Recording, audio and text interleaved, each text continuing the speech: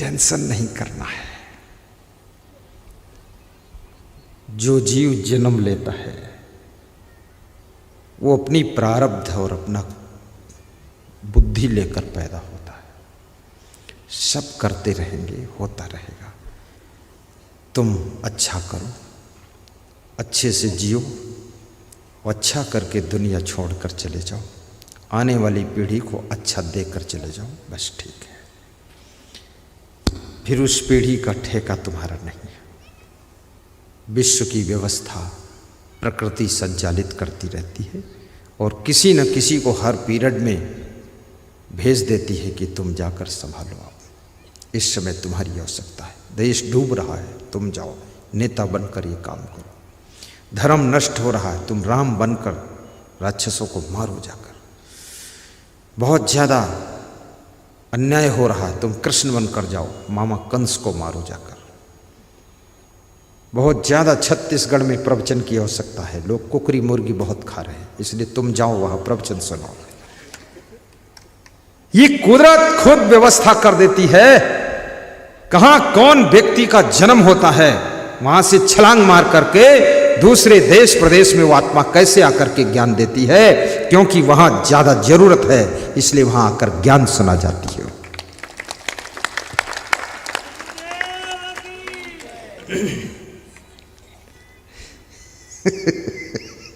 Tension वाले व्यक्ति की पहचान भी होती है, जब ताली बजाना होगा तो उल्टा बजाएगा, ऐसे सीधा नहीं बजाएगा।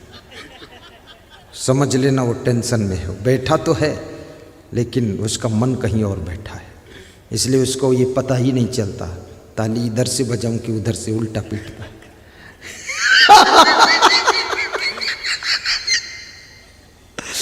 ये टेंशन वाले व्यक्ति की पहचान होती है। जिसको टेंशन मुक्त है, मस्त है, वो तो सीधा ही मारेगा, उसको ख्याल है इधर से मारना। वो बाबा बहुत खुश साहिब बंद की सुख करता बन के दुख हरता बन के चले आना, गुरु जी चले आना। सुख करता बन के दुख करता बन के चले आना, गुरु जी चले आना। सुख करता बन के दुख हरता बन के चले आना, गुरु जी चले आना। सुख करता बन के दुख हरता। कर्म भ्रष्टा क्षमा नष्टा निंद तर्कैश्च वादिनः, कामिना क्रोधिनश्च हिंस्राश्चंडा सठास्तथा। ज्ञान लुप्ता न कर्तव्य महापापास्तथा प्रिय। जिसके पास में ज्ञान नहीं है उसको गुरु मत बनाइए, शिव जी मना कर। जो कर्तव्य का पालन नहीं करता है उसको गुरु मत बनाइए। एभ्यो भिन्नो गुरु से बेक भक्ता विचारिचा। शिव जी कहते हैं जितने अवगुण मैंने काउंटिंग कराया है, ये नहीं होना चाहिए, उसको गुरु बनाना चाहिए। याद रखना, ऐसा गुरु मिल जाए जो लक्षण अभी बताए हैं, उसकी सेवा करो, उससे नामदान लो, उससे गुरु मंत्र सुनो, गुरु दीक्षा लो, उनको वस्त्र दान करो, उनको भोजन खिलाओ, उनको फल फ्रूट भेंट करके खिलाओ और उनके चरण छुओ, उनका फोटो तस्वीर लगाकर दर्शन करो, तो भी भवसागर से पार हो जाओगे। ऐसा गुरु मिलना चाहिए। गुरु मल्लाह होता है, भवसागर से पार करने का मल्लाह गुरु है। ज्ञान की नौका पर तुमको बिठाकर पार करता है। ऐसे गुरु की सेवा जिसको मिल गई, कबीर साहब कहते हैं वह सौभाग्यशाली है। जनबंदगी और जो जन कल्याण कर रहा है, ध्यान देना, आंखें खोल कर देखना, जन कल्याण। जैसे आज यहां समागम हो रहा है, ये जन कल्याण का समागम है। इसमें जन जन का हित है, इसमें कोई स्वार्थ नहीं, परमार्थ ही परमार्थ है। धन्य है वह लोग जिन्होंने इस कार्यक्रम में तन मन धन से सहयोग किया है। आशीर्वाद देती है व्यासगादी उनको कि आपने आज एक परमार्थ का कार्य किया है, जिसमें हजारों लोगों को सत्संग सुनने को मिला है। ये लगभग यहां पर 3000 लोग बैठे हुए हैं, इनको लाभ मिल रहा है। कल ये 6000 हो सकते हैं। जो इनको अच्छे विचार मिल रहे हैं, यही जनबंदगी है। इनका कल्याण तुम कर रहे हो। सत्संगत बैराग, और जो सत्संग सुनता है और सत्संग कराता भी है, सत्संग का प्रचार करता है, वह सौभाग्यशाली है। चौथी चीज, जिसके मन में वैराग्य है, जिसका मन भटकता नहीं, अटकता नहीं, इधर उधर चंचलता नहीं करता, जिसका मन पवित्र है और अपने पवित्र लक्ष्य में समाहित रहता है, वह व्यक्ति सौभाग्यशाली होता है। आपके अंदर भी वैराग्य की आवश्यकता है। बिन वैराग्य न भक्त है, बिन वैराग्य न ज्ञान, बिन वैराग्य न मुक्त है, बिन वैराग्य न शान। शानदार जिंदगी जीनी है तो वैराग्य से रहना पड़ेगा। भक्ति करनी है तो वैराग्य चाहिए, मुक्ति पानी है तो वैराग्य चाहिए, और ज्ञान पाना है तो वैराग्य चाहिए। बिना वैराग्य के तो ज्ञान भी नहीं होगा। जब तक विषयों से मन उन्मुक्त नहीं होगा, विरक्त नहीं होगा, तब तक तुम्हारा मन ज्ञान को सुनेगा कहाँ? तो कैसे शांति की प्राप्ति हो, ये बहुत बड़ा सवाल है। और यदि जिंदगी में सुख शांति नहीं है, तो सोने का महल भी बेकार है।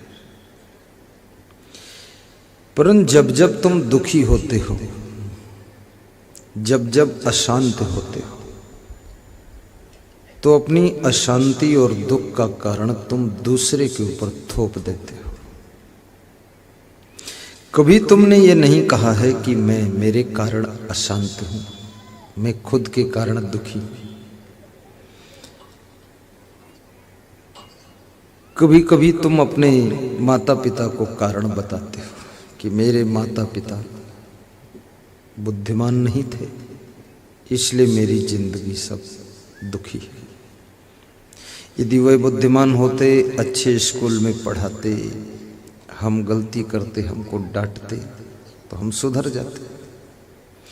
जब तुमको इतना ज्ञान है कि हम गलती करते और पिताजी डांटते और हम सुधर जाते, तो तुम गलती क्यों करते हो? तुम गलती करते क्यों हो? तुमको डांटने के लिए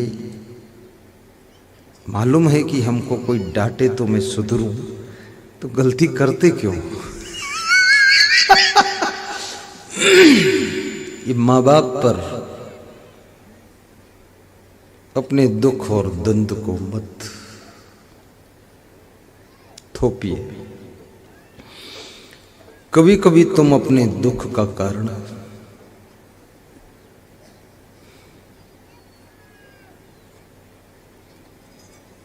अपने आसपास के वातावरण पर थोपते हो कि हमारे आसपास में जो लोग थे वो ठीक नहीं थे, इसलिए हम बिगड़ गए। पर इतना भी तो सोचो, लंका में कोई ठीक नहीं था, फिर भी विभीषण नहीं बिगड़ा, तुम क्यों बिगड़ गए? तुम्हारे आसपास में तो कुछ लोग ठीक भी है, फिर भी तुम बिगड़ गए। और अयोध्या में सब ठीक थे, फिर भी वहां मंथरा बिगड़ी हुई थी और उसने कई को बिगाड़ दिया। तो जब तुमको ये पता है कि आसपास के लोग ठीक नहीं है, तो उनके साथ बिगड़ते क्यों? उनके साथ जुड़ते क्यों? उनके साथ में जाते क्यों? वहां जरूरत क्या है?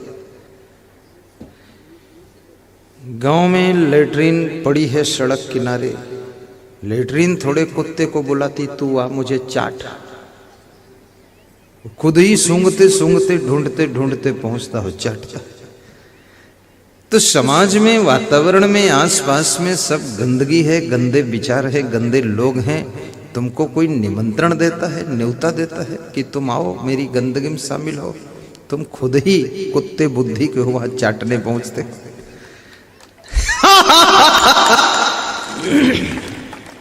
अब ये बुद्धि अब अपनी भ्रष्ट है। उसी गांव में हमारा जन्म हुआ, हम महान संत हो गए। उसी गांव में और भी बच्चों का जन्म हुआ, महान नालायक हो गए। गांव वही है, अरे गांव छोड़ो, घर वही है।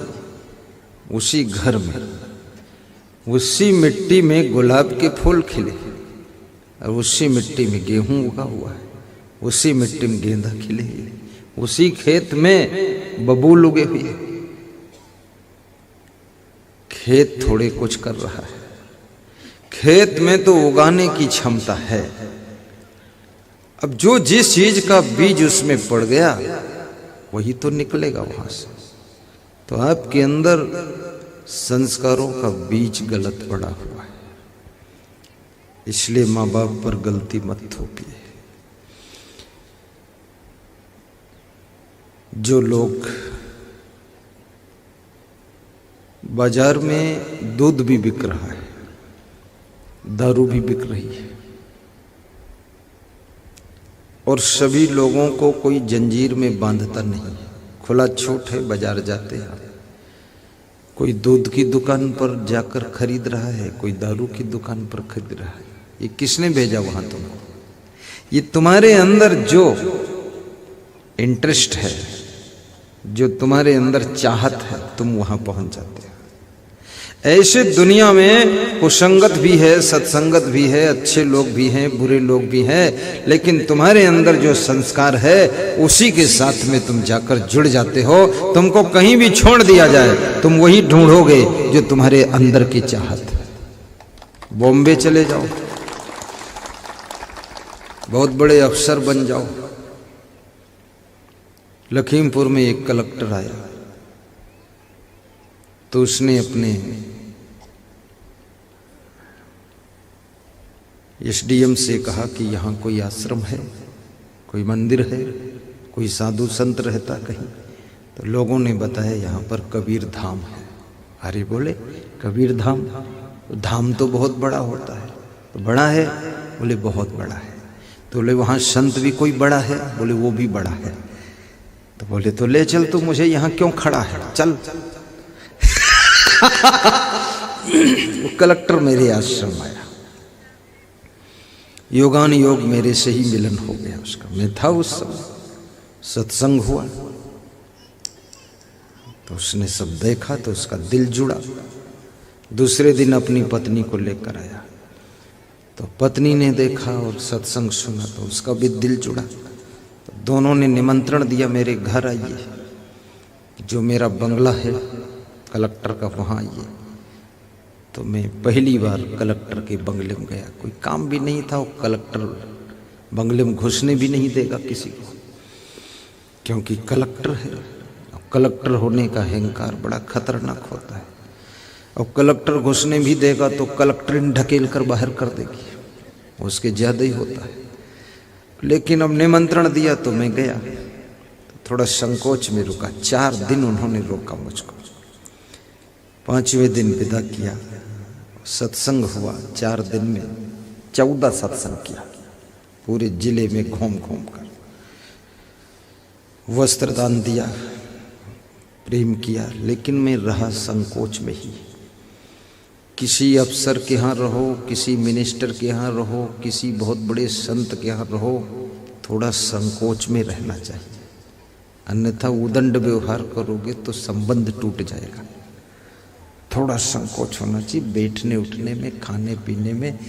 ऐसा नहीं किसी बहुत बड़े आदमी के यहाँ गए हो और खाने पीने को ठीक ठाक मिल गया तो 1-1 किलो हलवा खा रहे हो तो समझ जाएगा भैंसा आया है।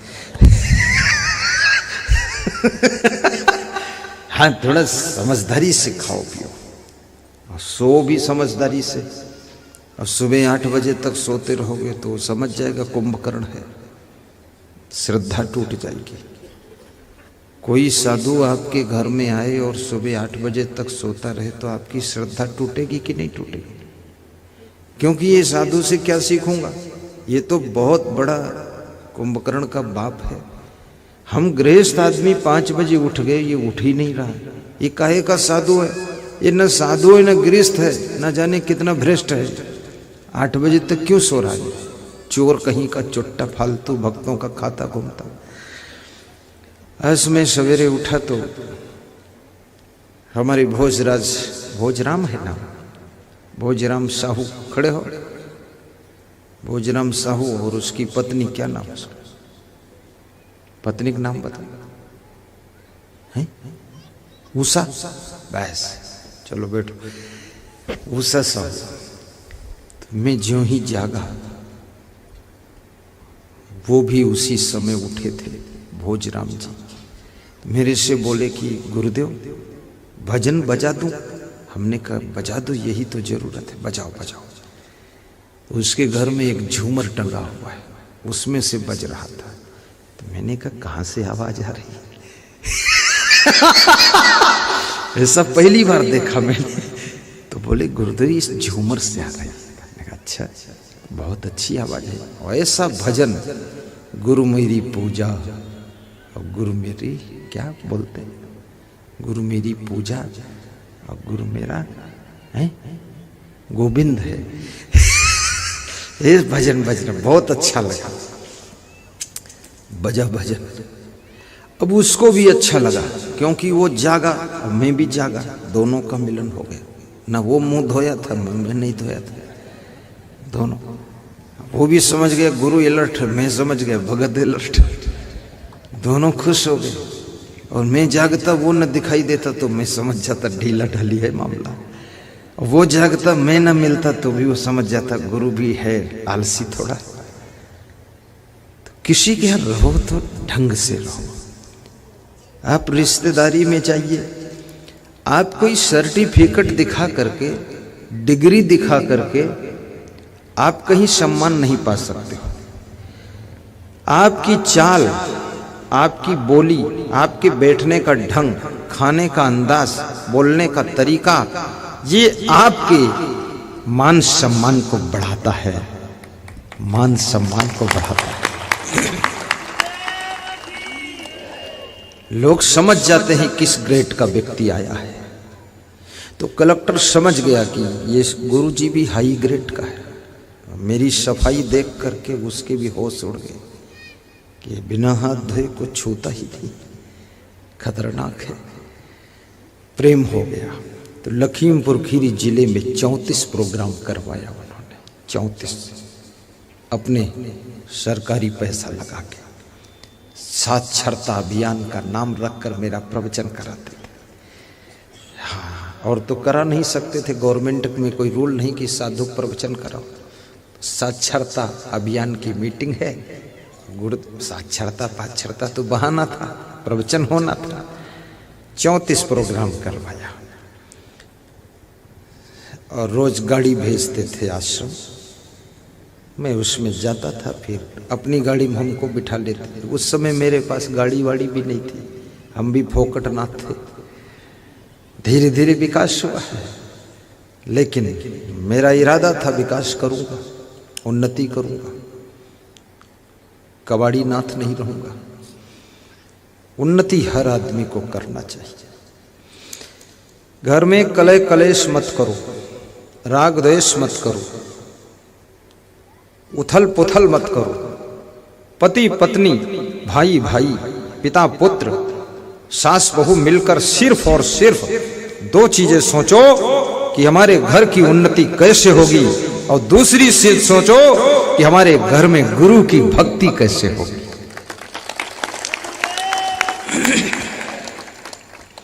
भक्ति से मन को शांति मिलेगी और उन्नति से घर में सुविधाएं बढ़ेंगी। इसलिए उन्नति भी चाहिए। पिछली बातों को भूलना भी सीखो, बहुत याद मत रखो कि 1 साल पहले मेरे पति ने क्या कहा था, 6 महीने पहले मेरी वाइफ ने मेरा रूमाल खींचा था। ये था, थी, थे, वो छोड़ो तो। अब सुधर जाओ, आज शाम से बदल जाओ, चेंज हो जाओ। जो भी अज्ञानता में भूल हुई है, कोई क्षमा करे न करे, गुरुदेव की व्यास गादी तुमको माफ करती है, क्षमा करती है। याद रखता, अज्ञानता के वशीभूत होकर के कभी कभी बहुत पवित्र आत्माओं से भी गलती हो जाती है, लेकिन वो गलती आज क्षमा हो जाती है। पर आगे अब ज्ञान हो गया, अब पति को गाली न देना, सासू को भी गाली न देना, अपनी पत्नी के ऊपर मारपीट के लिए हाथ भी न उठाना। पत्नी नारायणी का रूप है और पति नारायण का रूप है। शिव जी जब भी पार्वती को पुकारते थे तो कहते थे, देवी तुम धन्य हो। पार्वती जी पुकारती थी तो कहती थी, हे भगवान तुम महान हो। पति पत्नी वो भी थे, तुम्हारे जैसे ही थे, कोई अलग टाइप के थोड़े थे। शिव जी थोड़ा सा सांप वाप की माला भी पहन लेते थे, स्नान भी कम करते थे, धूल वूल लगा लेते थे, लेकिन फिर भी पार्वती जी कहती थी, तुम मेरे भगवान हो। तुम्हारा पति तो बहुत अच्छी पैंट शर्ट पहनता है, तो कम से कम भगवान न कहो, लेकिन ये कहो पति देव तुम महान हो, कहो। और अपनी पत्नी को शिव जी देवी कहते थे। गुरु भावा परम तीर्थम अन्य तीर्थम निरर्थकम सर्व तीर्थमयम देवी श्री गुरोस चरणाम भुजम। ये माला निकाल दो कि पहने रहो? निकालू कि पहनूं? कोई भगत लाया था, थोड़ा अच्छी लगी है तो ये प्लास्टिक की पर दिखती है, वास्तविक है ये धोखेदार माला है। संत जी ने पहनाया है, मुझे भी थोड़ा रंग बिरंगा माला हमने सोचा डाल देता हूं, क्योंकि ये माला डालो इसमें कीड़े भी होते, इसमें न कीड़ा है न कोई पीड़ा है। निकालूं कि पहने रहूं? हैं पहने रहूं? खराब तो नहीं लगता? पूछ लेता हूं क्या फर्क है। हाँ, कोई मेरी जिद नहीं है पहनने की, निकाल भी सकता हूं, अगर तुम कहोगे तो निकाल दूंगा। मैं बड़ा सरल आदमी भी हूं, तुम कहोगे तो पहने रहूंगा। महिला तुम बताओ, पहने रहूं कि निकाल दूं? पहने रहूंगा। हाँ, अरे लोग मंदिर में भगवान की मूर्ति का अभिषेक करते हैं, श्रृंगार करते हैं, तो तुम तुम्हारे गुरुदेव को एक माला तो पहना ही सकते हो। सही बंदगी।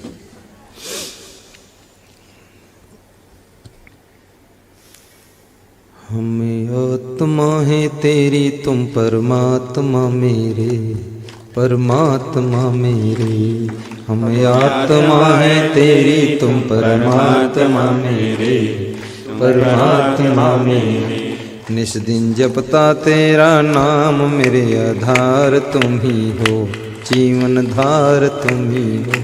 निस दिन जपता तेरा नाम, मेरे आधार तुम ही हो, निराधार तुम ही हो। प्राणाधार तुम ही हो, जीवन धार तुम ही हो, प्राणाधार तुम ही हो, जीवन धार तुम ही हो। निस दिन जपता तेरा नाम, मेरे आधार तुम ही हो, प्राणाधार तुम ही हो।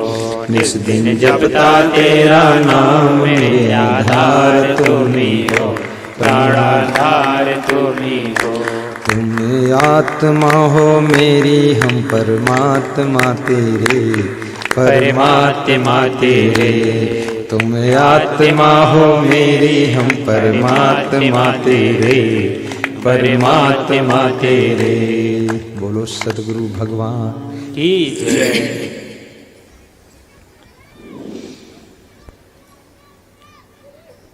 एक बार गलती हो जाए तो उसे भूल कहते हैं, और भूल को जब तुम कबूल कर लेते हो तो उस भूल के पाप से तुम छूट जाते हो।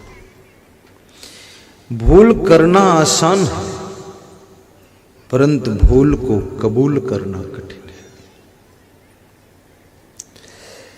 और जब एक बार की गलती को तुम दोबारा नहीं करते हो तब तुम महान हो। अगर उस गलती को बार बार दोहराते हो तो फिर वो गलती गलती नहीं है, वो भूल नहीं है, वो फिर गलती अपराध बन जाती है। और जब कोई भी गलती अपराध बनती है तो अपराध का फल दंड होता है, दुख होता है। बहुत बड़े बड़े रोग भी हैं, ये पाप का फल है। आत्म वृक्षस्य फलानि एतानि देहि नाम रोगः व्याधिः दारिद्र्यम्। नीतिकार कहता है, अगर तुम्हारे घर में दरिद्र है तो किसी जन्म के पाप का ये फल है। ये अपराध रूपी वृक्ष का फल आया है, थोड़ा देर में आया है, किसी जन्म में किया है अपराध, पर फल अब आया है। कुछ वृक्षों के फल बहुत देर में आते हैं ना, कुछ कर्मों के फल भी बहुत देर में आते हैं। कुछ कर्मों का फल तत्काल भी आता है। इसलिए अपने ग्रेड को समझो। तुम साधारण नहीं हो, और तुम्हारे पास में जितने दुख हैं ये सब तुम्हारे निर्मित दुख हैं, ये किसी के द्वारा दिए गए दुख नहीं है। घर में कलह कलेश मत किया करो, गम खा लिया करो, और अथक प्रयास करने के बावजूद भी यदि परिस्थितियां नहीं बदल रही हैं घर की, तो फिर संतोष कर लिया करो। कभी कभी प्रबल प्रारब्ध है, वो शाहणा देव के पास बच्चे शोरगुल मचा रहे हैं, वहां मना कर दो, रुपौराम चले जाओ। ये कौन है? रूपेश। वहां दौड़िए, बच्चे शाहणा देव पर चढ़े हुए। हाँ, पकड़ो इनको, निकालो बाहर वहां से। जहां से आवाज आए तुरंत कान तेज रखो, पकड़ो जाकर, रपटाओ, जोर से भगाओ इनको। शांति रहनी चाहिए, आवाज कोई नहीं, गुरु जी की कृपा है। तो एक बार जब पांडव अज्ञातवास में थे, थोड़ा महाभारत की कथा सुनाता हूं, छोटा सा प्रसंग।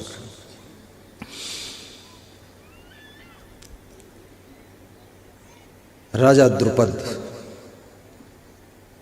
ने प्रतिज्ञा किया था कि मछली की आंख जो बेध देगा उसके साथ में अपनी बेटी का विवाह करूंगा। मछली की आंख में बाण मारना है, टांग में नहीं, पूंछ में नहीं, पेट में नहीं, मुंडी में नहीं, आंख में मारना। अब कोई भी मार सकता है, और कभी कभी धोखे से भी लग सकता है बाण, उसके साथ भी शादी करनी पड़ेगी आपको। मुझे लगता है हमारे जो बड़े बड़े राजा लोग थे पूर्व समय में, थोड़ा विचार कम करते थे। ये मछली की आंख में बाण मारने वाले के साथ बेटी को देने की प्रतिज्ञा, ये थोड़ा सा सोचनी बात है। कभी कभी कोई आदमी धोखे से भी बाण मारे और लग जाए तो उस मूढ़ बुद्धि वाले को भी देना पड़ जाएगा बेटी। ऐसा क्यों रखते हो तुम प्रतिज्ञा? ये मछली की आंख से तेरी बेटी के विवाह का क्या रिश्ता है? लेकिन चल द्रुपद, कोई बात नहीं, तूने रखी प्रतिज्ञा तो मेरे से क्या लेना देना। फिर मैं तो ऐसी प्रतिज्ञाओं का विरोधी आदमी हूं, नहीं रखना चाहिए। जिसके साथ बेटी का विवाह करना है उसके गुण लक्षण देखो, उसके घर में देखो क्या हो रहा है, उसके माता पिता कैसे हैं, उसका कारोबार कैसा है, उसका नेचर लेक्चर पिक्चर कैसा है, स्ट्रक्चर कैसा है, ये देखो, चेक करो। ये मछली की आंख में बाण मार दे, उसके साथ विवाह।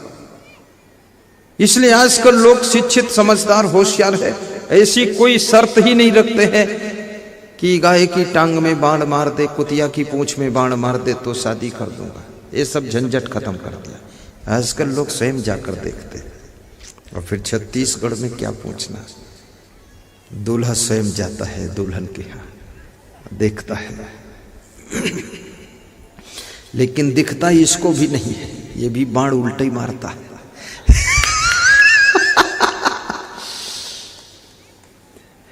थोड़ी देर में क्या देख पाओगे? तुम पूछोगे उस लड़की से तुम्हारा क्या नाम, तो बोलेगी मोहिनी। वो तुमसे पूछेगी तुम्हारा क्या नाम, तुम कहोगे मोहन। तो तुम्हारे दोनों के बाप कहेंगे मोहन और मोहिनी जोड़ा अच्छा है।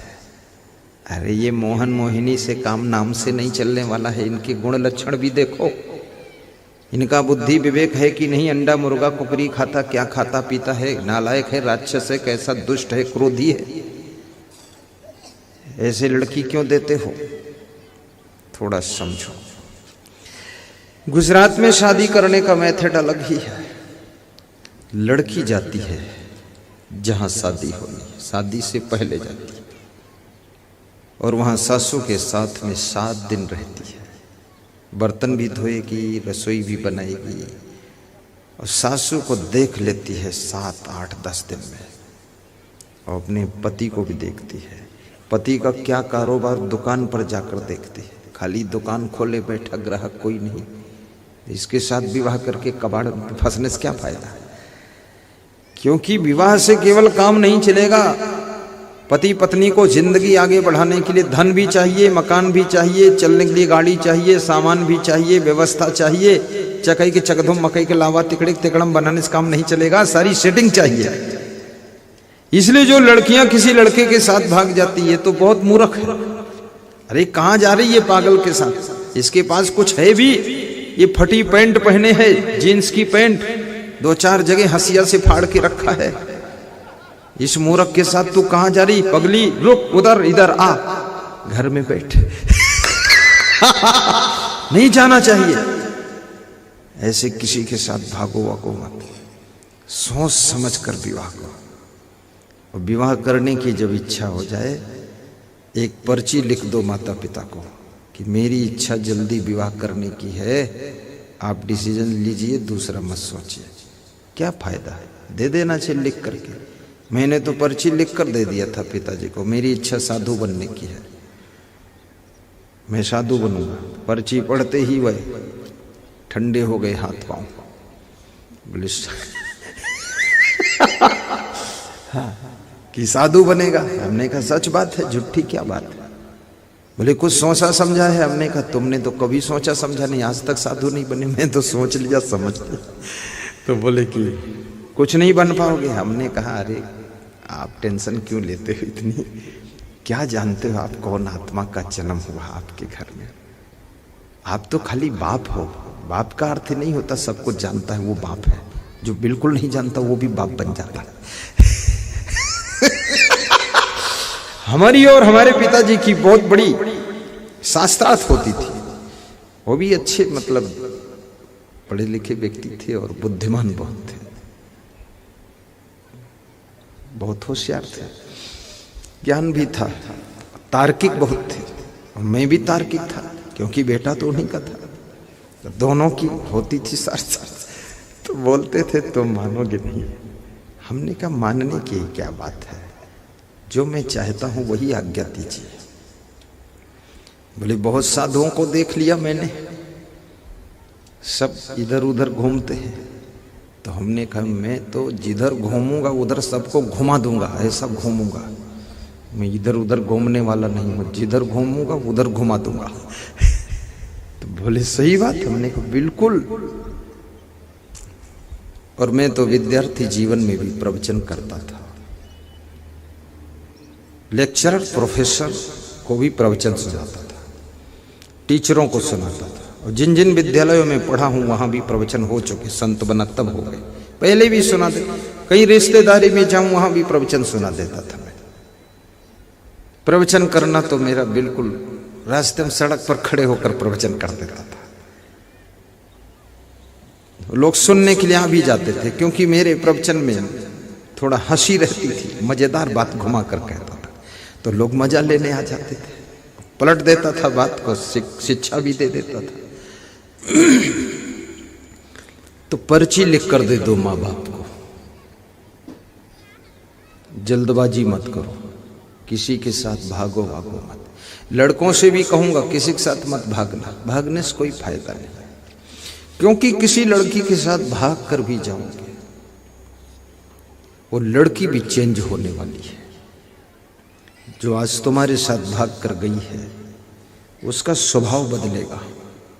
गुस्सा बहुत करेगी थोड़े दिन के बाद तुमको मारेगी भी, तुम्हें गाली बकेगी, तुम बेहोश हो जाओगे, तुम रोओगे।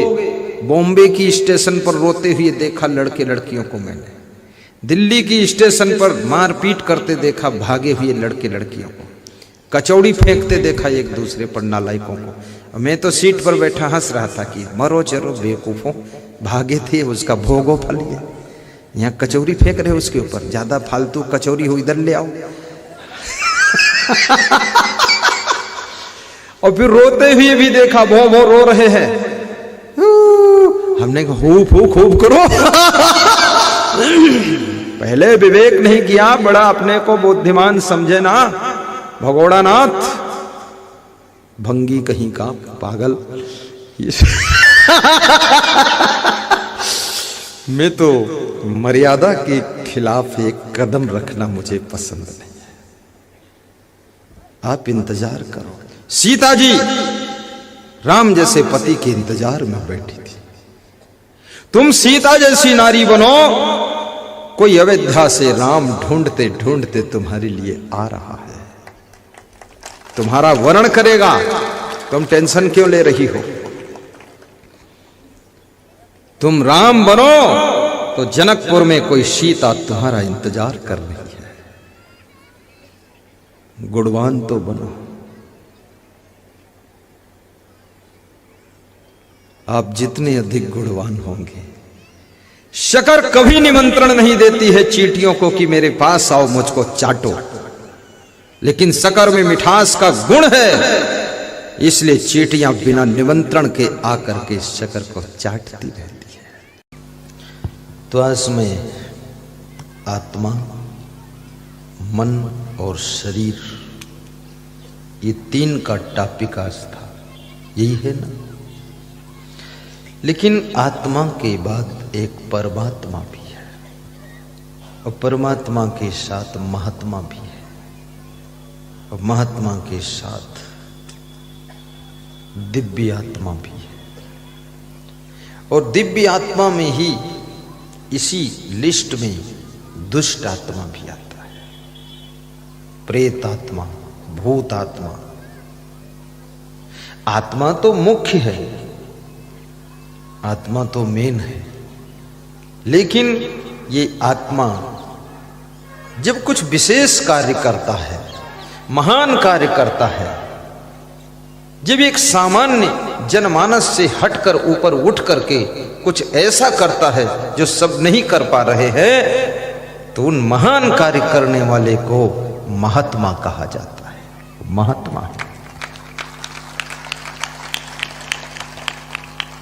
और जिसने अपनी जिंदगी को दिव्य बना लिया, जिसकी जिंदगी सभ्य है, दिव्य है, वो दिव्य आत्मा है।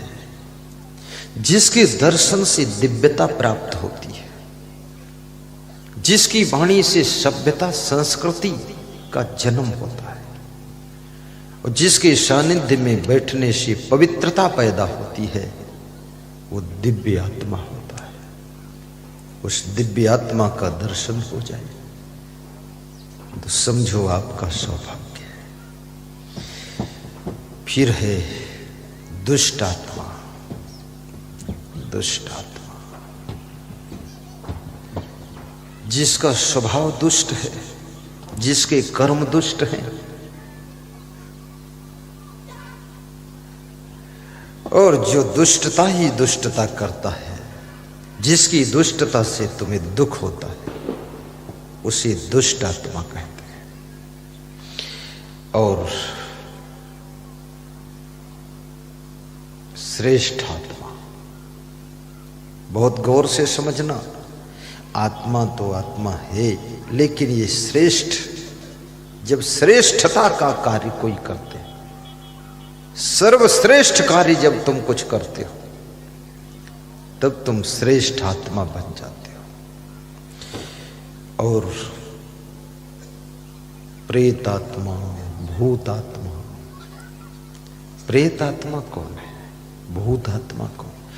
जो लोग मर जाते हैं ना, वो भूत प्रेत हो जाते हैं। स्त्रियां मर जाती तो ये चुड़ैल हो जाती है। ऐसा मैं नहीं कहता हूं, समाज में मान्यता है, कुछ ग्रंथों में भी लिखा है कि जिनकी आत्मा तरती नहीं है भूत बन जाते हैं, प्रेत बन जाते हैं और स्त्रियां चुड़ैल हो जाती। ये भी लिखा है शास्त्र में कि जो पति अपनी पत्नी को बहुत सताता है उसकी पत्नी मर करके चुड़ैल बनकर उसको सताती है।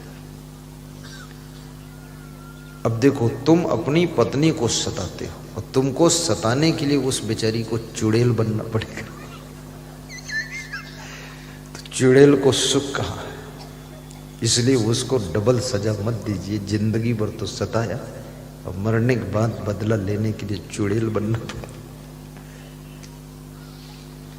और जो स्त्रियां अपने पति को बहुत दुख देती है उनका पति फिर भूत बन करके उनको लगता है, रात में उनकी चोटी खींचता है तो चिल्लाती है कोई भूत खींच रहा है। भूत कोई नहीं, तेरा पति आया है खींच रहा है। जिंदगी भर दुख दिया है तो अब मरने के बाद बदला ले रहा है।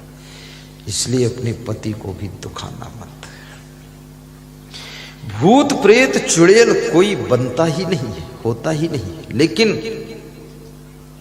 आपने यदि बहुत किसी के साथ में गलतियां किया है, उत्पात किया है, खुराफात किया है, फालतू बात किया है, तो तुमको ऐसा एहसास होगा कि हमारे ऊपर भूत आया है, चुड़ैल आई है, कोई प्रेत लगा हुआ है। पर मरने के बाद कहते हैं कि शरीर अग्नि में जला दिया जाता है। अग्नि संस्कार और जल संस्कार और मिट्टी संस्कार, सबसे अच्छा संस्कार है अग्नि संस्कार। इसलिए मैं निवेदन करूंगा, मिट्टी संस्कार और जल प्रवाह संस्कार मत कीजिए, मृतक शरीर का अग्नि संस्कार कीजिए। अग्नि संस्कार से प्रदूषण भी नहीं फैलता है और 10 मिनट में शरीर भस्म होकर राख हो जाता है। क्योंकि अब शरीर भी वो कोई काम का नहीं है। यदि आप जल संस्कार करोगे तो जिस नदी में लाश को प्रवाहित करोगे उस नदी में गंदगी फैलेगी, वो लाश वहां सड़ेगी। आपके माता पिता की लाश, पति की लाश, पत्नी की लाश, आपके भाई की लाश पहले वहां सड़ेगी, फूलेगी, फिर मछलियां नोच कर खाएंगी, तो उस लाश की सत्यानाश हो जाती है। इसलिए आप जल प्रवाह मत कीजिए। ये तो जिनके पास कुछ पैसे वैसे नहीं है तो वो जल में बहा देते हैं। अग्नि संस्कार करो। और मिट्टी संस्कार करने से भी 6-6 महीने तक लाश का सब पहले सड़ता है, कीड़े खाते हैं, मिट्टी के अंदर कीड़े पैदा होते, लाश को खाते हैं। 6 महीने साल भर में वो लाश पूरी खत्म होती है, उसकी दुर्दशा हो जाती है। इसलिए अग्नि संस्कार। अभी एक संस्कार और आया है, वो भी अग्नि संस्कार ही है, लेकिन इलेक्ट्रिक द्वारा अग्नि संस्कार। गुजरात में ये प्रारंभ हो चुका है। बिजली का करंट देते हैं, लाश जल करके 1 मिनट में राख नीचे इकट्ठी हो जाती है। फिर उस राख को कुछ लोग गंगा सागर में प्रवाहित करते हैं, कुछ लोग नर्मदा जी में, कुछ लोग गंगा जी में, कुछ लोग जहाँ जहाँ जिसकी मान्यता है, कुछ गया बिहार में भी प्रवाहित कर देते हैं। बहुत दूर प्रवाहित करने चाहते हैं। अपने पूर्वजों के अस्थि फूल इतनी दूर क्यों ले जाते हैं? इसलिए ले जाते हैं कि हमारे पूर्वज मृत्यु को तो प्राप्त हो गए, लेकिन उनकी अस्थियां गंगा जी में प्रवाहित कर दूं, ताकि उनकी आत्मा भूत प्रेत चुड़ैल न बने, कम से कम उनकी आत्मा की सद्गति हो जाए।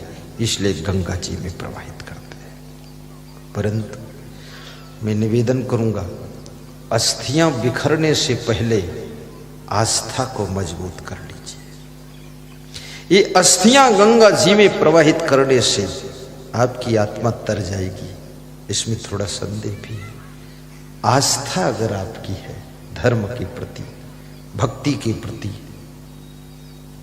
आस्था ही आपको तारेगी, ये अस्थियां नहीं तारेगी। इसलिए अस्थियां आग में जले उससे पहले आपके हृदय में आस्था का फूल खिले तो आपकी आत्मा की सद्गति हो जाएगी।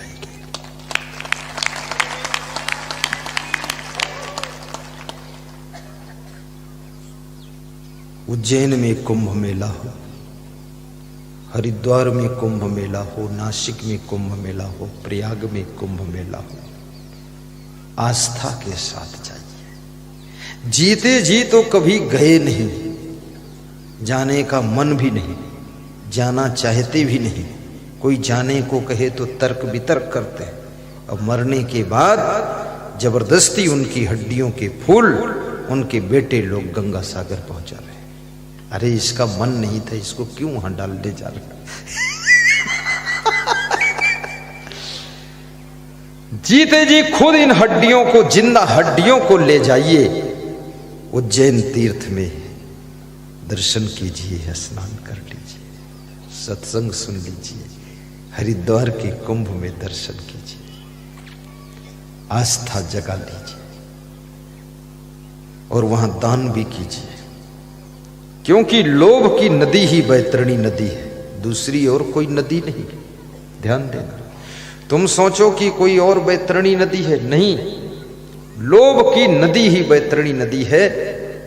क्रोधो वैवस्तो राजा तृष्णा बैतरणी नदी, विद्या दुघा कामधेनु संतोषो नंदनम वरम। विद्या कामधेनु गाय है, संतोष इंद्र का नंदन वन है, और क्रोध यमराज का रूप है, और तृष्णा ही बैतरणी नदी है। बैतरणी नदी से पार होने के लिए लोभ का अंत करना पड़ेगा, और लोभ का अंत करने के लिए आपको दान पुण्य करना पड़ेगा, तब लोभ की मृत्यु होगी, तब तुम्हारी आत्मा बैतरणी नदी से पार होगी। कितने लोग छिपरा में भी नहाने जाते हैं, गंगा में नहाने जाते हैं, 1 रुपया दान नहीं करते, और वहां से लौट कर आते हैं तो चर्चा भी करते हैं, हमने तो फूटी कौड़ी भी नहीं दिया। दूसरों को भी अपनी शाबाशी सुनाते हैं कि हम बड़े खिलाड़ी हैं, चुपके से स्नान कर लिए, पंडा को बेवकूफ बना दिए। पंडा बेवकूफ नहीं बना, बेवकूफ तुम हो, दान नहीं किए। जर्दा में खर्च करते हो रुपये, दारू में खर्च करते रुपये, बीड़ी सिगरेट पान तमाकू पुड़िया में खर्च करते हो रुपये, दुनिया भर की खुराफात में खर्च करते हो रुपये। यदि वहां तीर्थ स्थान में जाकर के थोड़ा भंडारा कर दोगे, थोड़ा मंदिर निर्माण में दे दोगे, आश्रम निर्माण में दे दोगे, या पंडे पुजारी को थोड़ा दान कर दोगे, तो कम से कम तीर्थ जागृत बने रहेंगे, जीवित बने रहेंगे। दानियों की जब कमजोरी पैदा हो जाती है तो तीर्थ भी डेड होने लग जाते हैं, इसलिए दान करना चाहिए।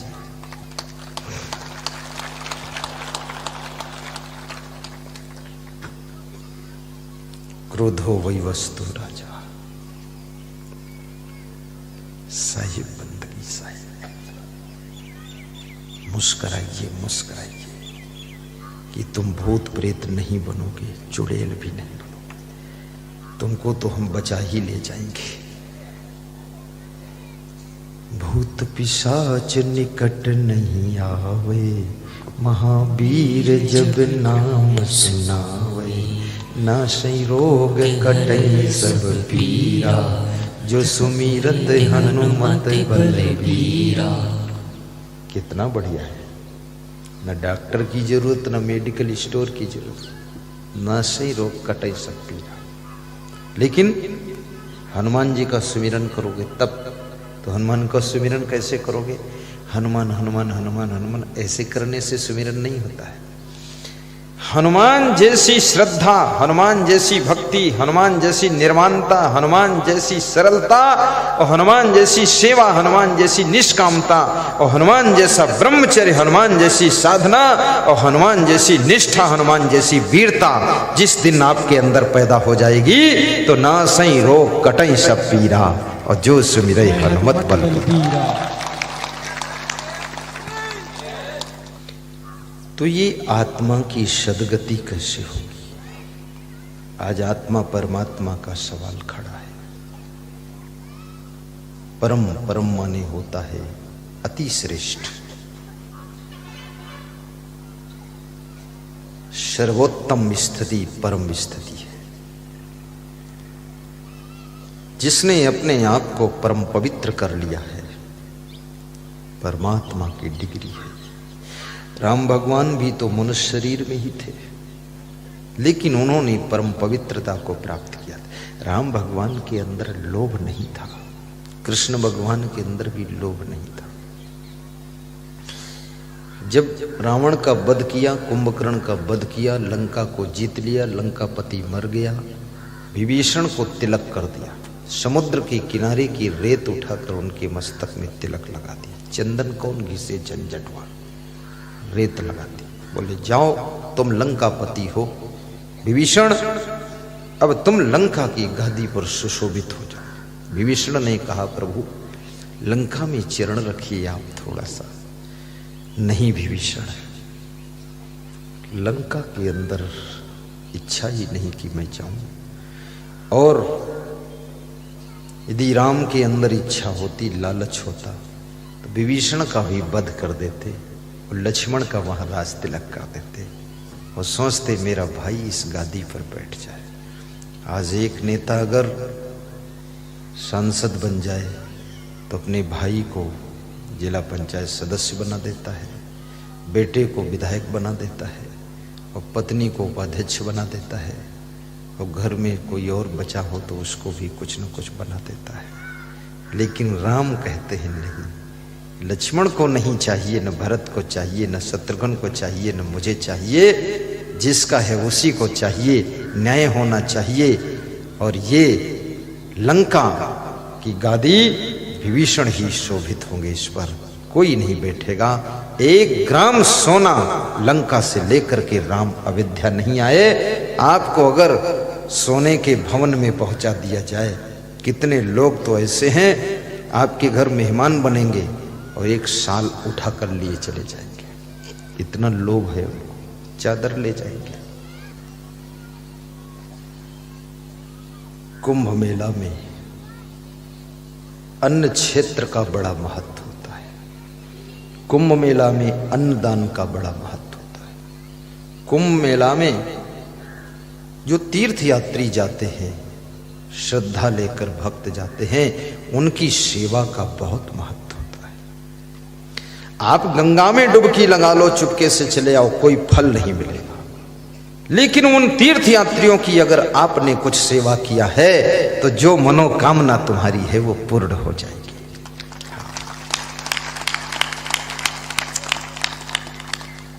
इसलिए कुंभ मेले में अन्न क्षेत्र चलाना चाहिए, गृहस्थों को भी संतों को भी। और अन्न क्षेत्र चलाने की क्षमता न हो तो कोई दूसरा अन्न क्षेत्र चला रहा हो तो उसको अन्नदान कर देना चाहिए। किलो 50 किलो लो, 1 कुंटल लो, 10 कुंटल लो। संसार में मनुष्य जन्म से लेकर मृत्यु तक, बचपन से बुढ़ापे तक सुख और शांति की खोज में लगा रहता है।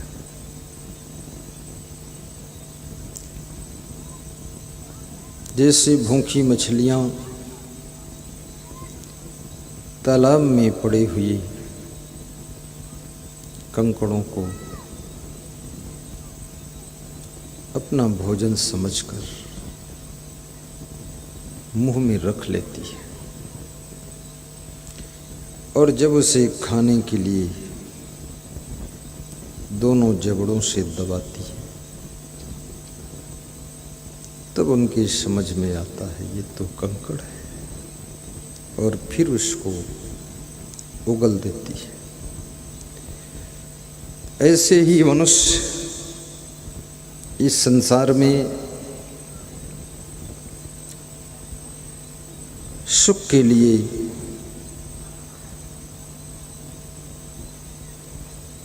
विभिन्न जगहों पर मुंह मारता है।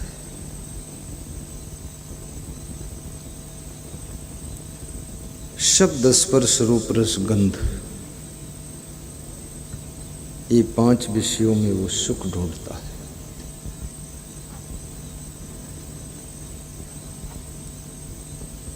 कभी मीठे रसीले गाने सुनकर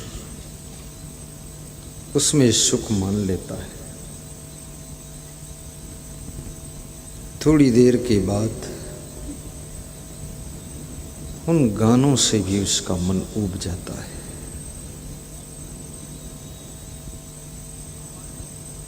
कभी कभी मनुष्य का मन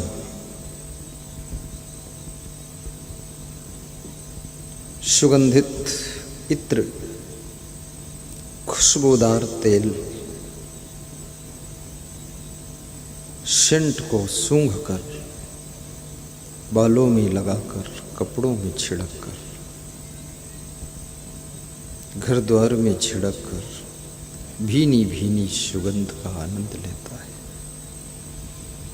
थोड़ी देर के बाद उससे भी मन ऊब जाता है। फिर वहां भी उसको सुख नहीं लगता है। कभी कभी ये मनुष्य सुंदर सुंदर पहाड़ों को देखता है और खुश होता है।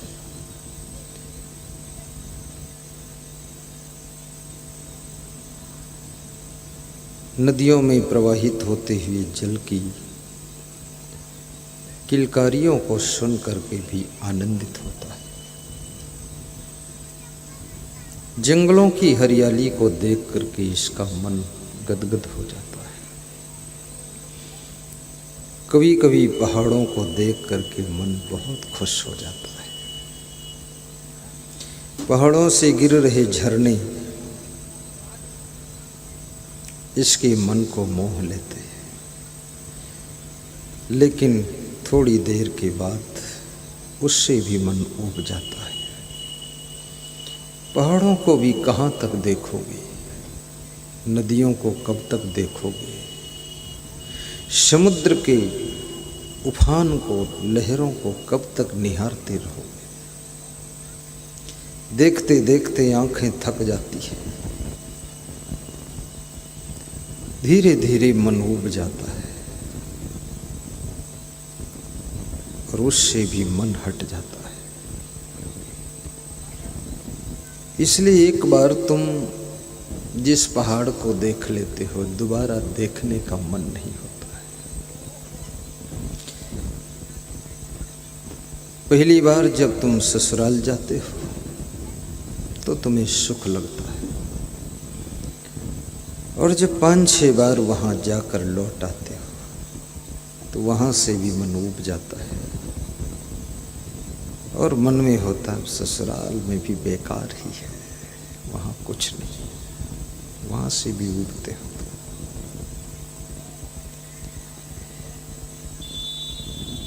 जितना पूर्व में आकर्षण होता है, अट्रैक्शन होता है, वो धीरे धीरे कम होता चला जाता है, क्योंकि वहां तुम सुख ढूंढ रहे थे पर वहां सुख नहीं मिला। नदियों में कहाँ सुख है, पहाड़ों में सुख कहाँ है, केवल मन का मनोरंजन ही है, मन की गुदगुदी है। थोड़ी देर मन को ऐसा फील होता है कि बड़ा आनंद आ गया।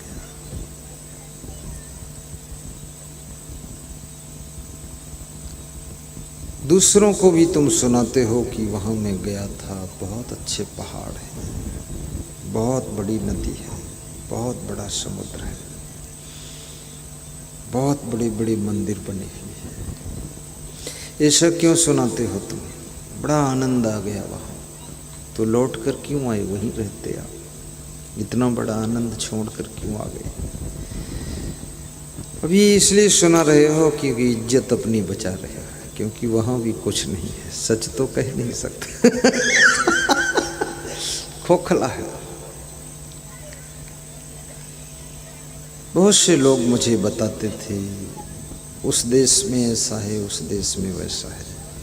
मैं गया कई देशों में, तो मैं सच कहता हूँ मुझे किसी भी देश में सुख नहीं मिला। न सुख है न शांति है। सुख और शांति तो हमारे आप के अंदर का विषय है। तेरे ही अंतस्थल में सुख का सागर लहराता है, पर तो विपन्न होकर के दर दर ठोकर खाता है। सुख ढूंढ रहे तुम वन में, गिर गह्वर के कंदर में, पर पता नहीं तू पाया वह है तेरे अंदर में, वह है तेरे अंदर में। इस अंदर के सुख को तुम बाहर ढूंढ रहे हो। वस्तु अंते खोजे अंते क्यों कर आवे हाथ, सज्जन सोई सराहिए जो पारख राखे साथ। वस्तु कहाँ है, ढूंढते कहाँ हो। कबीर साहब कहते हैं ज्ञानी और सज्जन वह है जिसके पास में पारख दृष्टि है, जो परखना जानता है। परखी बन जाओ, मैं आपसे भी कहूँगा। परख परख निरख परख पारिच्छम कारणम। परखने की कला आ जाए, सुख और दुख की पारख आ जाए, ठीक ढंग से तुमको परीक्षा करना आ जाए कि सुख वास्तव में है क्या।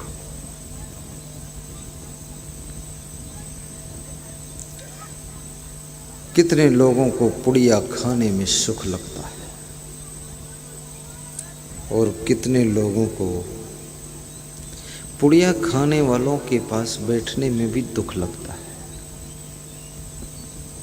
यदि वास्तव में पुड़िया में सुख होता, बीड़ी में सुख होता, सिगरेट में सुख होता, दारू में सुख होता, पान तमाकू में सुख होता, तो ये सुख तो सबको लगना चाहिए। रजाई में गर्मी है तो सबको लगती है, कूलर में ठंडी हवा है तो सबको ठंडी हवा लगती है। यदि पुड़िया में सुख है तो फिर सबको सुख एहसास होना चाहिए। क्यों नहीं एहसास होता है? पुड़िया में सुख नहीं है, गुटखा में सुख नहीं है, तंबाकू, बीड़ी, सिगरेट, गांजा, चरस, अफीम, भांग, दारू में सुख नहीं है। केवल सुख तुम्हें तुम्हारी आदतों को दोहराने में लगता है। अगर आदत ना बनाते तो पुड़िया की स्वप्न में तुम याद भी नहीं करते। तुमने आदत बना ली, इसलिए जब खाने का वक्त आता है तड़फन होती है, थोड़ा खा लेते हो, तसल्ली हो जाती है, उसी को सुख मान लेते हो, बल्कि उसमें सुख नहीं है और तड़फन देने का दुख भरा है।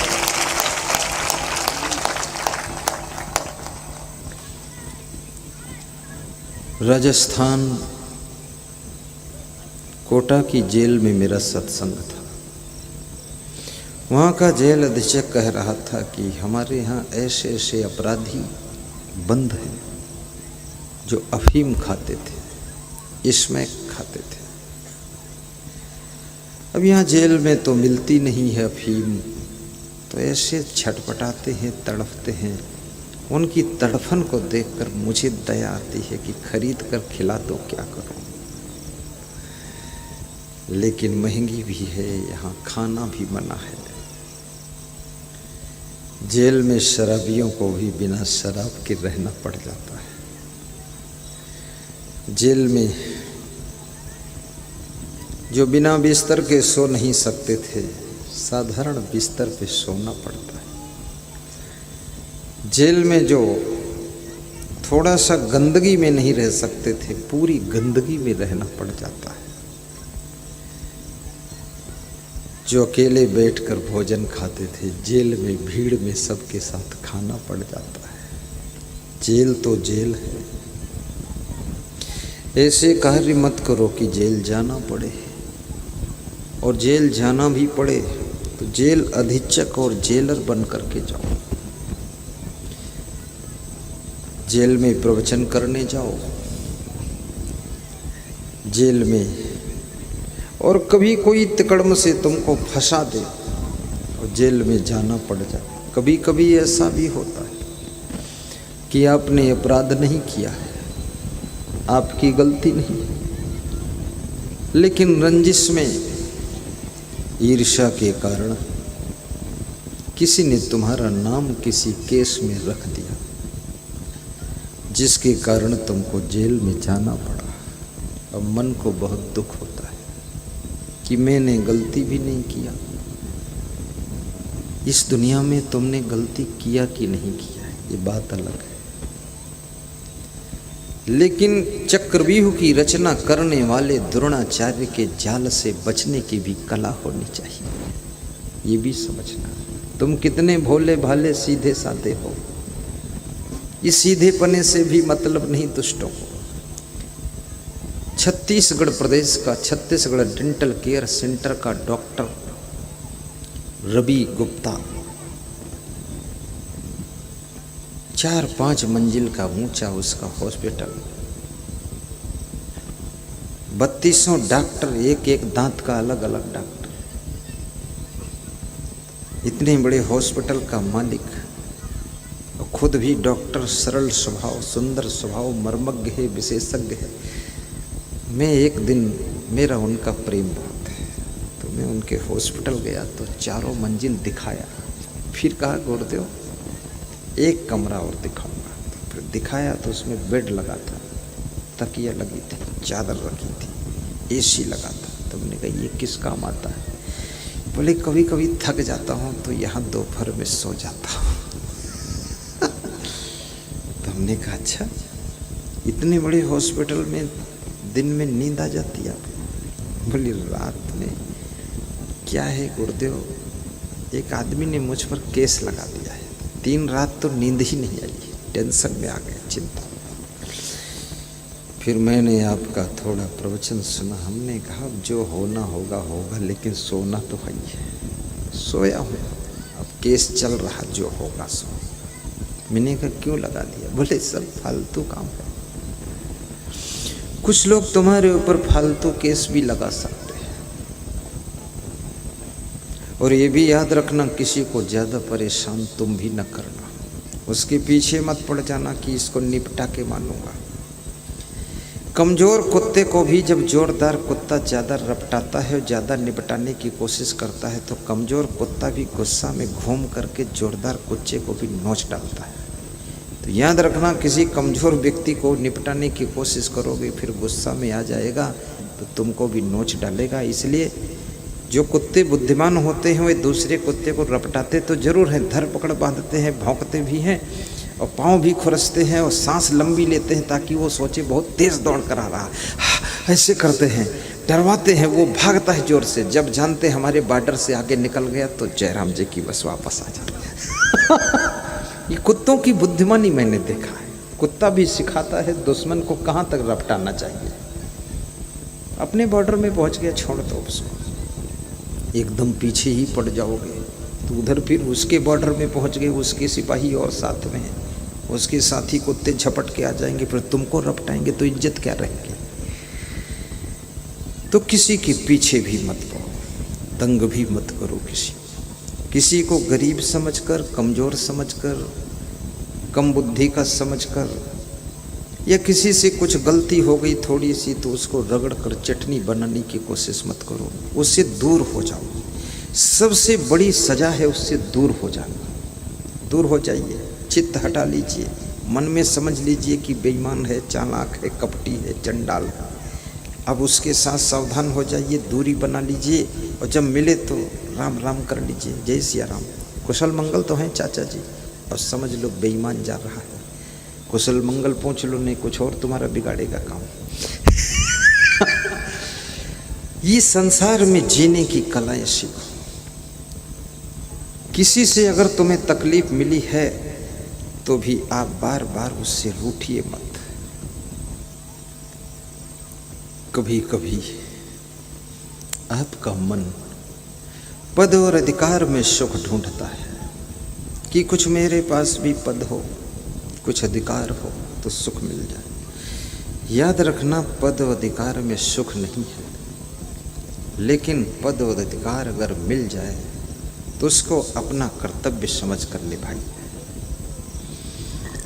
जो भी आपको अधिकार मिला है वो अधिकार अधिक दिन तक उनके पास नहीं रह सकता है जो लोग अपने अधिकार का दुरुपयोग करते हैं।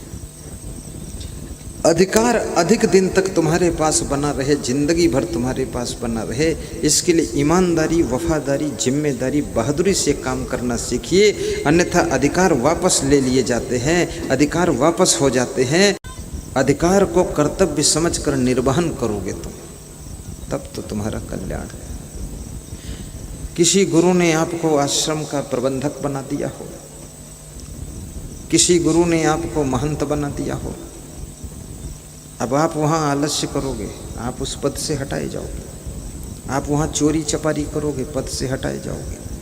आप हर समय पहुड़े सौवा करिए, हटाए जाओगे। वहाँ आपका उसके योग्य नहीं आप, है ना। ये सोने के लिए थोड़े महंत बनाया गया कि जहाँ देखा हुआ ढोल तना पर सौत, और ढोल कम से कम बजती भी है। ढोल ऐसे जी में बाजव न बाजी कुछ।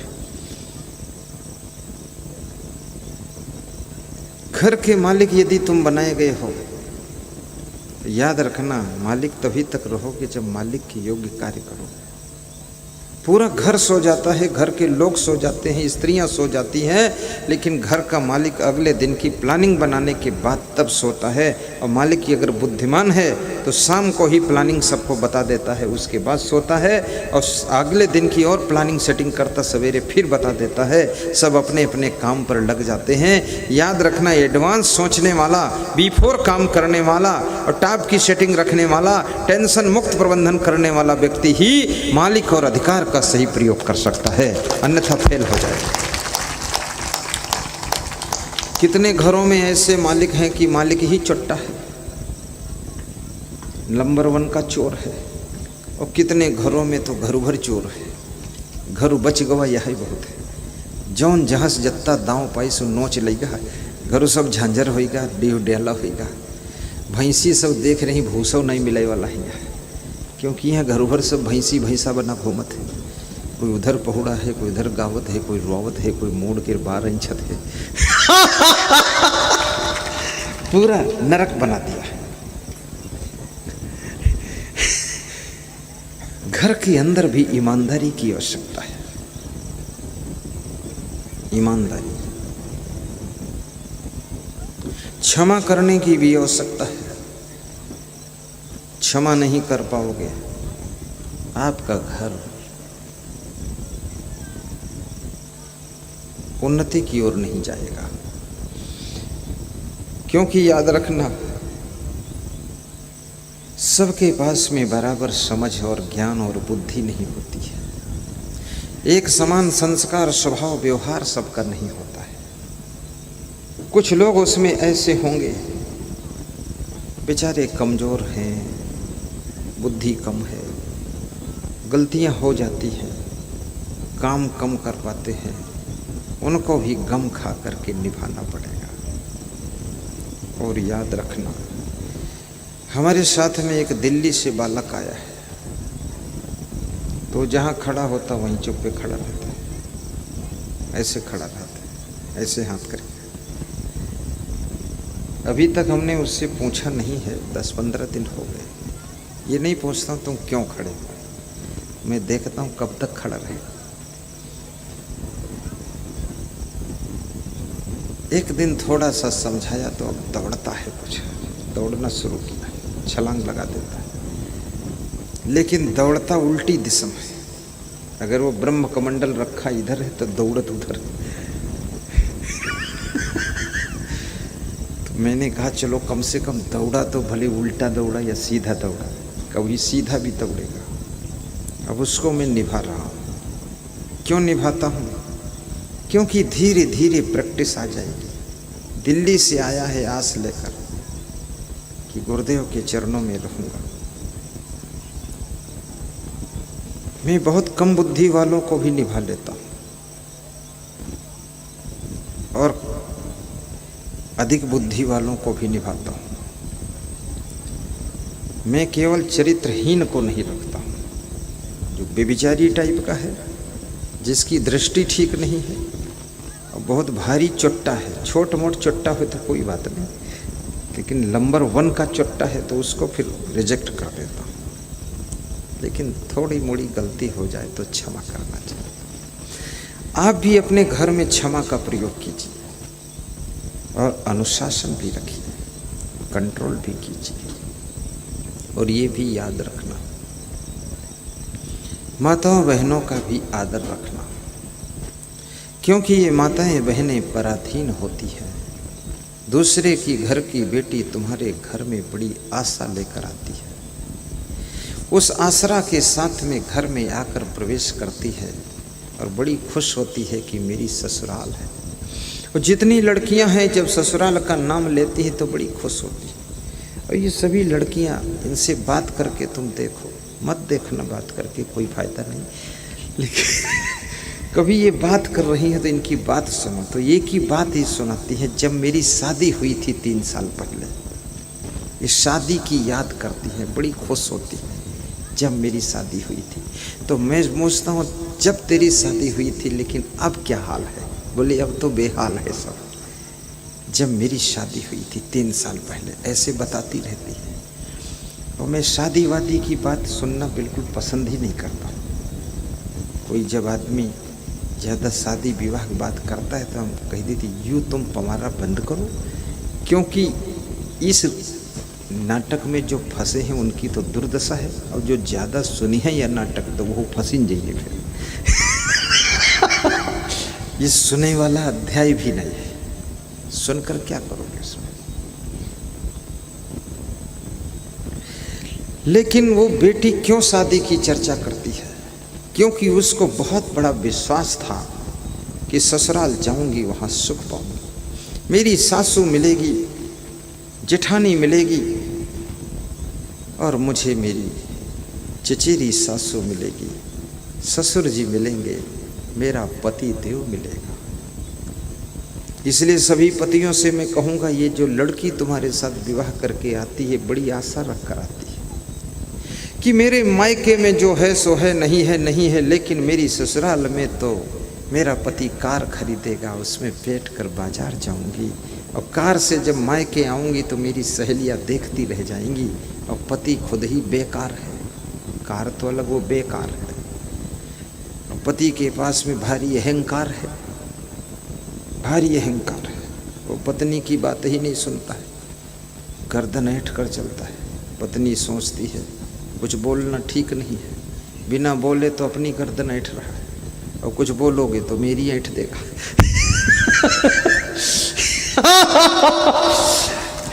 अभी मेरा सत्संग मध्य प्रदेश में था, एक दंगवाड़ा गांव में। तो जाट समाज के लोगों के घर में मेरा निवास था। जाटों के 3 मकान बिल्कुल महल बने थे। वो तीनों मकान 10 करोड़ से कम के नहीं होंगे। तो एक महल में हमको भी रखा।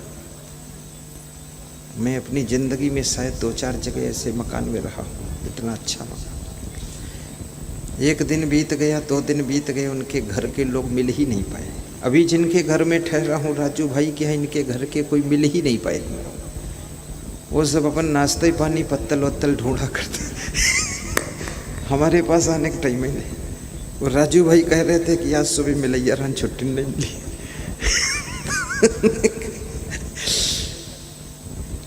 उनके पिताजी कह रहे हैं सब इन्हें के माथे है लफड़ा, बहुत काम है, बहुत जिम्मेदारियां हैं, रिश्तेदारों को भी देखना है, आगंतुकों को देखना है, भोजन भंडारा भी देखना है, जनरेटर भी देखना है, सत्संगी भाइयों बहनों का प्रसाद देखना, फूल माला मंगाना है, बहुत कार्य है। फिर उसी बीच में कोई साधु बोल रहा था कि गुरुदेव के लिए गाजर मंगाना है। अब गाजर बट ढूंढत कहाँ गाजर मिली, अतरौली में गए हुआ नहीं मिली, वहाँ से फ़ोन करें कि यहाँ नहीं गाजर, तो कहीं नहीं हरदोई चले जाओ, कहीं तो कल वापस आई फिर गाजर बधाई राम। बहुत तमाम जिम्मेदारी। इस घर के लोग अभी मिल ही नहीं पाए, वो माता बहन तो बैठ ही नहीं पाई है, न कोई मिल पाया। बस उनके पिताजी आते हमारे पास हाजिरी लगाने के लिए, तो वह हाजिरी लगा कर चले जाते हैं, हंस के चले जाते, देख दाख के। क्योंकि व्यस्तता बहुत है। तो उनके घर में भी यही हुआ, जाट परिवार में। अंत में तीसरा दिन आ गया सत्संग का, तो उनके घर की माताओं बहनों ने, बच्चों ने अपने घर के पुरुषों से कहा 3 दिन होते जा रहे हैं, गुरुदेव कल विदा हो जाएंगे, 10 मिनट भी बैठ नहीं पाए। तो बैठने का टाइम दिया गया, बैठे। तो उनके घर की लेडीज़ ने कहा कि हमारे घर के मालिक को थोड़ा समझा देना, ये जब भोजन खाने आते हैं तो घर में तूफान खड़ा होता है, बड़ा डर लगता है, बड़ी गुस्सा आती है इनको, और बड़ी ऐंठ है गुरुदेव। ये तो हम ही ऐसी इनकी पत्नी रहे जो इनकी ऐंठ हम देख लिए, सह लिए, और दूसरी पत्नी होती या इनका ही ऐंठ देती या खुद ही ऐंठ के चली जाती। निपटता नहीं। तो मैंने उनको बुलवाया, उस घर मालिक को थोड़ा समझाया, ज्ञान दिया। हमने कहा नाराज मत हुआ करो, भोजन में कुछ कम ज़्यादा नमक हो संतोषपूर्वक खा लिया करो। याद रखना, मैं रोज़ प्रवचन देता हूँ, लेकिन कभी कभी थोड़ा ज़्यादा अच्छा हो जाता, कभी कभी मीडियम होता, कभी कभी थोड़ा कम अच्छा हो जाता। कई कारण हो जाते, कीड़े काटते हैं, कभी गर्मी लगती है, कभी ठंडी ज़्यादा लगती है, कभी माइक थोड़ा डिस्टर्ब करता है, और कभी जो है नींद खुद को लगती है, और कभी लाइट कमज़ोर है, तुम्हारे मुँह ही नहीं दिखाते, श्रोता ऐसे दिखाई देते कोई भूत प्रेत बैठे।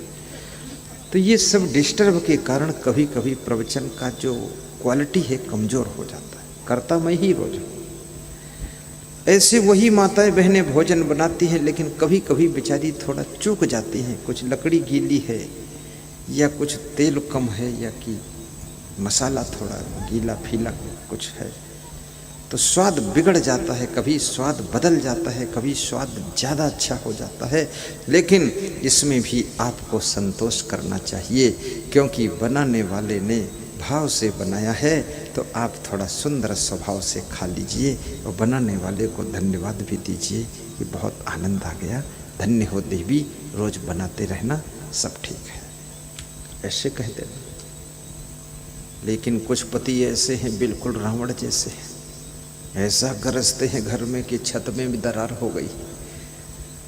खुख्वार स्वभाव है, कनक भूधराकार शरीरा, समर भयंकर अति बलबीरा। इस तरह का व्यवहार न करिए, ताकि इनका मन भी दुखी ना हो। और माताओं बहनों से भी कहूँगा, रोज रोज भोजन को बिगाड़िए भी मत, ठीक से भी बनाइए, झाड़ू भी अच्छी तरह लगाइए, मधुर बोलिए। आपका पति यदि बहुत बड़ा मैनेजमेंट कर रहा, बहुत बड़ी जिम्मेदारी। आज हमारे पास में आए हैं सलील, क्या नाम है, Salil Shukla ji, Salil Kumar Shukla, pioneer foundation coaching institute के प्रेसिडेंट। अभी इनके पास में बहुत बड़ा मैनेजमेंट है, टीचरों को देखना है, लेक्चरर देखना है, प्रोफेसर देखना है, मैनेजमेंट देखना है, व्यवस्था देखना है, एडमिनिस्ट्रेशन देखना है, सब काम है। अब इनको घर में आकर इनकी पत्नी परेशान करे तो ये उसी उलझन में फंस जाएंगे बेचारे, कि घर में भी टांग खिंचाई चालू है, स्कूल में अलग से परेशान है, अलग से परेशान। तो ऐसे अपने घर के पुरुषों को परेशान भी मत कीजिए, कम से कम बाहर से थक कर आए, परेशान होकर आए, घर में तुम्हारी मीठी मुस्कान को पा करके उनकी थकान उतर जानी चाहिए, और उनका मन खुश हो जाए कि चलो ठीक है, घर में तो थोड़ा शांति मिल गई। ऐसा व्यवहार करना। लखनऊ हाई कोर्ट का एक वकील है, उसने एक गाय बछड़ा पाला है। तो मैं एक बार उसके घर गया, रात भर रहा तो कोई गाय बछड़ा नहीं था। दूसरी बार गया तो बछड़ा गेट पर बंधा था। हमने कहा वकील साहब, आप हाई कोर्ट के एडवोकेट हैं, आप बछड़ा गाय पाले हैं क्या? बोले इस बछड़े ने बड़ा काम किया है गुरुदेव। तो हमने कहा गाय? बोले गाय उतना काम की नहीं, लेकिन बछड़ा काम का। तो हमने कहा यहाँ क्या खेत जोतते हैं? बोले खेत नहीं जोतता हूँ, ये बछड़ा हमको जोत देता है। तो हमने कहा तो हमने कहा तुम्हारे में क्या है? तो बोले हमारे में टेंशन बहुत है, हाई कोर्ट से उलझन में आते थे, गुस्सा में टेंशन में सिर दर्द होता हो। ये गेट पर बछड़ा मिलत है, ये पूँछ हिलाए देते और कान हलावत है, अपना मूड लायक हमारे टांग हम फंसावत है। जब हम इसके पीठ पर हाथ सहलाई थे तो ये गर्दन झुकाए खड़ा रहा थे और हम जीभ से पाँव चाट लेते, बस अतने में यहाँ हमारा थकान उतर जाते, हम खुश हो जाते। तो अब पत्नियों पर गुस्सा नहीं करें क्योंकि बछड़ा हमारे माइंड को डाइवर्ट कर देता है। याद रखना, ये चिड़ियाँ हैं, ये पेड़ हैं, ये पौधे हैं, ये फूल हैं, ये पत्तियाँ हैं, ये मछलियाँ हैं और ये चिड़ियों की आवाज़ है, ये प्रवचन की धुनियाँ हैं, शब्द हैं सत्संग के, ये आपके मन को डाइवर्ट कर देते हैं। तब आपका मन टेंशन से बाहर निकल जाता है और आपको प्रसन्नता की प्राप्ति हो जाती है। इसलिए चिड़ियों से भी थोड़ा प्रेम रखा करो। सुख कहाँ है, आज का विषय यही था मेरा। सुखम बंधात प्रमुच्यते, ये ही ना संस अस्पर्शदा भोगा दुख योने एवते आदंतवंता न कौनते न ते सुरमते बुधा। श्री कृष्ण कहते हैं इन विषयों में सुख नहीं है। नदियों की तरंगों में भी सुख नहीं है। और याद रखना, ये सब मनोरंजन के साधन हैं। फिल्म देखने में भी सुख नहीं है, डांस में भी सुख नहीं है। नाचने वाले कूदने वाले हीरो हीरोइन भी दुखी है। मैंने सुना है कि श्री देवी नाम की हीरोइन दुबई में जाकर के बाथरूम में डूबकर मर गई है। ऐसा सुना था आपने भी? अगर हीरोइन की नृत्य में सुख होता, गानों में सुख होता, वो हीरोइन वहाँ डूबने क्यों जाती मरने के लिए? अब उसको डूबना ही था, इतनी दूर फालतू गई। हमारे हिंदुस्तान में इतने तालाब हैं, खूब भारी पानी में डूब जाती है, तो बाथरूम में डूबी जा करके। कितने लोग आत्महत्या कर रहे हैं, सुख नहीं है। बीड़ी सिगरेट नशा व्यसन में भी सुख नहीं है। जिन्होंने बीड़ी बहुत पिया उनके फेफड़े खराब हो गए, अब दुखी बहुत है, खांसी आ रही है। जिन्होंने दारू पिया है उनकी किडनी गल गई है, लीवर डैमेज हो गया, अब बहुत दुखी हुए। ना कुछ हजम होता है, ना खून फिल्टर होता है। दारू में सुख यदि होता, दारू बनाने वाले नहीं पीते हैं। घर में बूढ़े माँ बाप रहते हैं, बुजुर्ग दादा दादी रहते हैं और आपके सास ससुर बूढ़े हो चुके हैं, वे भी आपके घर में रहते हैं। हालांकि घर ये दादा दादी का है, ये घर तुम्हारे माँ बाप सास ससुर का है। सच में कहा जाए तो उनके घर में तुम रहते हो, लेकिन अब तुम जवान हो गए तब अधिकार तुम्हारा है, इसलिए अब कहना पड़ता कि वो भी तुम्हारे घर में रहते हैं।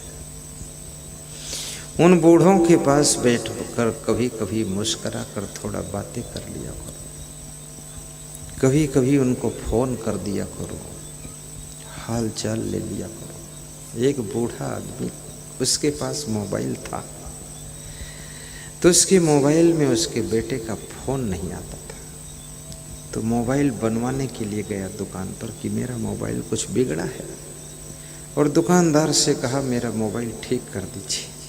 दुकानदार ने कहा बाबा आपका मोबाइल ठीक है, बिगड़ा नहीं है, आपका बेटा ही बिगड़ा हुआ है, वो आपको मोबाइल लगाता ही नहीं, तुमसे नाराज है। बूढ़ा उस मोबाइल को मस्तक में लगा कर रोता है कि बेटे का कभी फ़ोन आ जाता, उसके लिए ही मोबाइल रखा हूँ। इस बूढ़े माँ बाप, ये बूढ़े दादा दादी का मोह, इनकी ममता खत्म नहीं होती है। इनको कितना ही तुम सताओ, कितना दुखाओ, कितना इनको ठोको पीटो, लेकिन